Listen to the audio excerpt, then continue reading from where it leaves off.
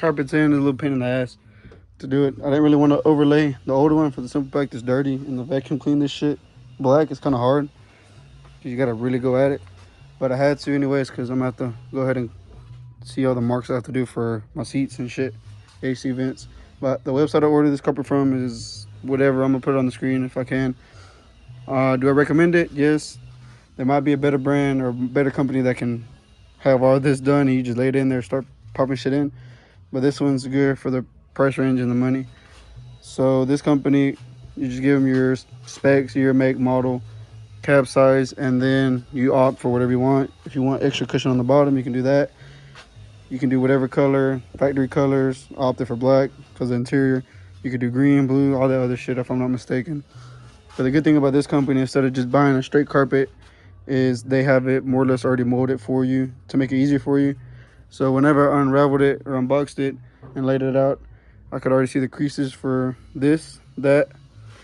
I could see this crease right here and this one for the little tunnel for the AC vent on that side, and then that crease right there. So all I did was lined it up, put it on top, and then whatever I needed to tuck that way, pushed it up. If it was too much of an excess, cut it away, kept pushing it, lift it up, line it up, push it down, and then keep tucking. As long as you tuck, you should be good. The good thing, give you excess. So this is where the factoring starts. You cut it here, don't cut it here, or don't cut it less than what you think, because now you're gonna fuck up. I'll just cut it here, right here anyway. This is where your line's at, where your trim piece goes, so cover it up. I'm gonna let it sit for another 30 minutes or so, and then I'm gonna start trying to go ahead and cut away so I can get this off and out, throw this sucker away, and I can already head and put all the panels back inside. And the last thing I end up doing is putting the carpets in within the day. No 2 days, 3 days, leaving it outside in the sun. Good thing about that website I went to, it's already molded more or less for you. You can see no stress marks, no, hot spots, shit like that. Everything's pretty good. The humps there. All this is lining up pretty good. So, like I said, it's pretty much done. I already put all the, I'm assuming that's called kick panels, rocker panels, and then pillars on the top. We're not running seat belts for the simple fact they don't be used, so it'll be fine without stuff on the inside. The carpet, I'm gonna work on the outside, just get some other stuff done, shit. What I want to get fixed up and changed or just obsoleted is this fucking thing, the DRL. I'm assuming half the time one side don't work or the other side does, or it comes on at random times, or it doesn't want to turn off at all, some kind of bullshit. I know you can kind of mimic it to turn off over there, but we're just gonna cancel that out. So we're just gonna leave this as is, and we're gonna do the 2 turn signals instead of just 1. And so it'd be the 2, and then that one doing the flip action. So to do that, simple as hell, just went to the junkyard, got the same exact plug. All I'm gonna do is T-tap it to here, fix the loom. On these, or on the gauge wire, the blue one should be fine. So 3 T-taps, 3 connectors on the end. Connect, should have enough length to reach the other side. So from that, we're doing on the other side as well.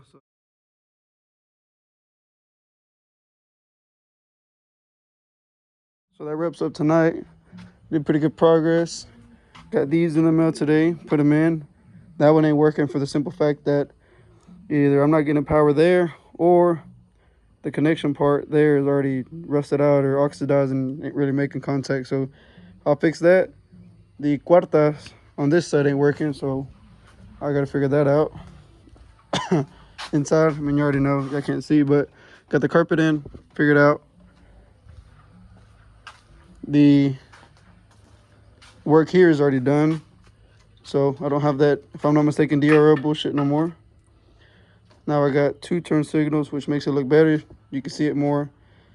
Got those. All I'm gonna do is get some new bulbs. I'm not gonna do LEDs for the simple fact you have to, well, at this point you probably don't have to use resistors because that's a lot of load on the system itself, so it probably won't hyper flash. But got that side done.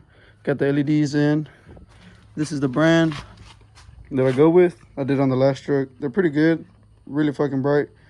I don't know the part number, but I think they're like 24 bucks for one, so maybe 50-60 bucks for both of the pair. And then since I figured out the highs and lows work pretty good, I'm gonna go ahead and get the little thing from Fleece to do the 6 high mod. The reason I probably wasn't getting highs was because of the switch. So the switch, I got it from the junkyard whenever I got the plugs for the turn signals or hazards. So this is working pretty good, as it should. Only thing I'm noticing that my cluster doesn't turn on as far as the light. So I might just end up saying screw it, get another cluster, which would be the simplest thing to do, and just reprogram the mileage to how it was, and then we should be set. If it's not the cluster itself, then it's something internal, but I'll get it figured out.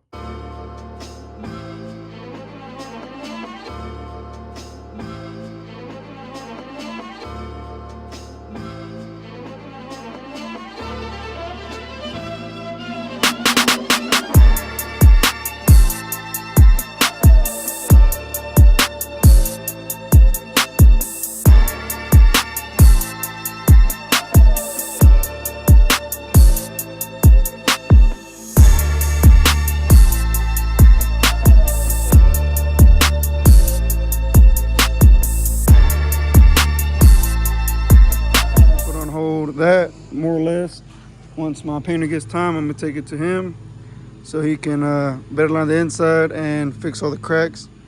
The bed itself is in general good. There's nothing missing, it's just cracked, so just get all that fixed up, see if there's a way to kind of strengthen it to minimize any kind of failures later on. But we're gonna get that fixed soon. That's gonna be up next for sure. But for the meantime, I'm gonna wet sand and get this paint as clean as possible because it is shitty. I don't plan on repainting it right now for the show. I just don't have time. And I'm just going to wet sand it to get as many imperfections out and to get all this shit out from the side molding. And then that should be it. I might do a little bit of the back, not much, just where you can see it.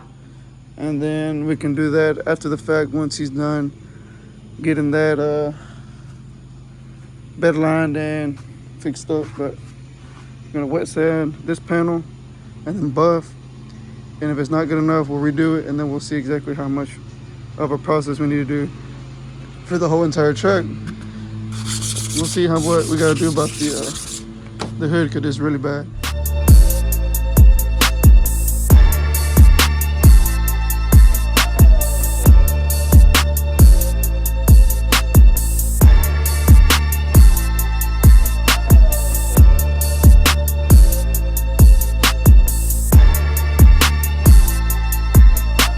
Most of the orange peel gone. All this is still orange peel, but this is more or less leveled out. But these scratches right here real deep.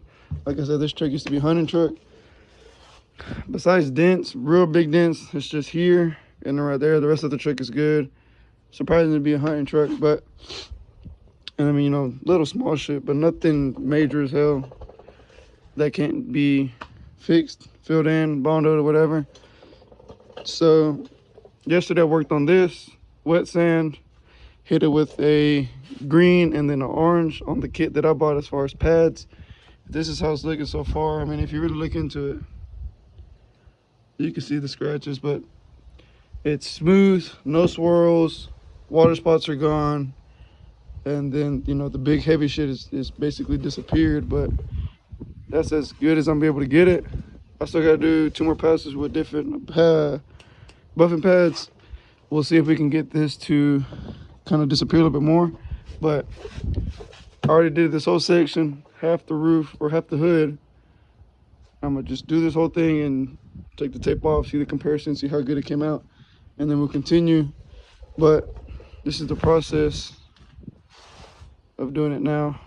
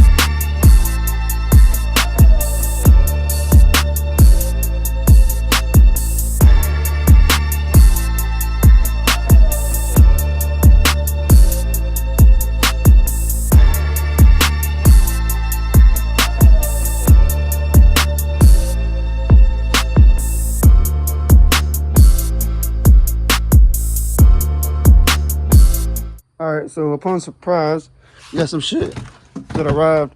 So whenever the teacher says it's best to wait, or patience is key, or if you wait, you'll be rewarded. I think I waited too long for these, but the reward is pretty good. So I ordered these about 2 weeks ago, a week before the pre-meet and weight cross, giving it a whole week, thinking it would get here on time, but being eBay, shit's unknown. So for the day that I ordered it to 3 or 4 days, it was still in processing.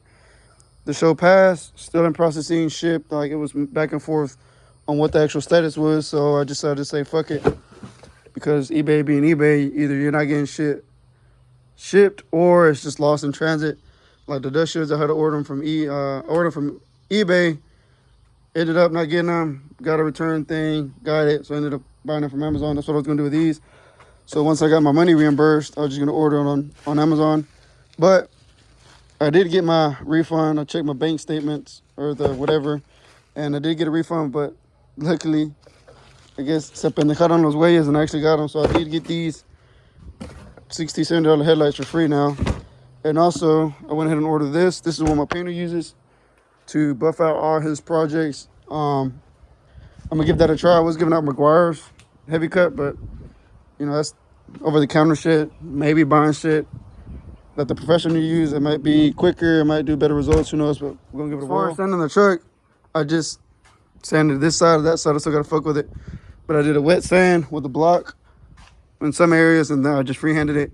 The whole thing, half the hood, and I did one pass with the Meguiar's heavy cut, whatever, and then this green pad that I bought from Amazon. It does pretty good. I did one pass just to get the color back, but there was a bunch of swirls and shit from the 2000 grit. So what I ended up doing is coming back halfway, about right here. So let me see if I can find the area. So like you said, all that's all the 2000 shit with wet sand, and this is just me hitting it with the buffer once again. Very minimal, you can't really see them, but this is way better. Like I said, I'm not gonna get all the scratches out because they're really deep, but as long as I get the heavy scratches, fadedness, water spots, and as long as it's smooth, which if I can get the whole truck looking like this consistently, I'll be happy. The only bad thing is the hood is too faded out, and the roof.